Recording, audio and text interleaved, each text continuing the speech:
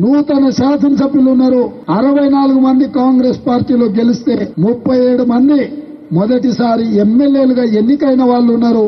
అందులో ఈనాటికి కూడా ఆనాడు ఇందిరమ్మ ఇల్లు ఇచ్చిన ఒకే గదిలో నివసించే వాళ్ళు కూడా ఈ రోజు ఎమ్మెల్యేగా ఎన్నికై శాసనసభలోకి వచ్చిండ్రు అని అంటే డబ్బులుంటేనే రాజకీయాలలో రాణిస్తామన్న అపోహలను పక్కన పెట్టండి. ప్రజల మధ్యలకు వెళ్ళండి, ప్రజల సమస్యలు తెలుసుకోండి, ఆ సమస్యల పరిష్కారం కోసం పనిచేయండి. తప్పకుండా డాక్టర్ కావాలన్నా, లాయర్ కావాలన్నా, ఇంజనీర్ కావాలన్నా, ఐఏఎస్ ఐపీఎస్ కావాలన్నా ఎంత కఠోరమైన దీక్షతోని మనం చదువుకుంటామో, పూర్తి పరీక్షలు రాస్తామో అంతే కఠోరమైన దీక్షతోని ప్రజా జీవితంలోకి రాండి. ఎందుకంటే ఈ దేశం మనది, ఈ దేశాన్ని నిర్మించుకోవాల్సిన బాధ్యత మనది. మనం పాలకులం కాదు, మనం సేవకులం. ఈ ప్రజలకు నాణ్యమైన సేవలను అందించాల్సిన బాధ్యత మన ప్రజా ప్రతినిధుల మీద ఉన్నది.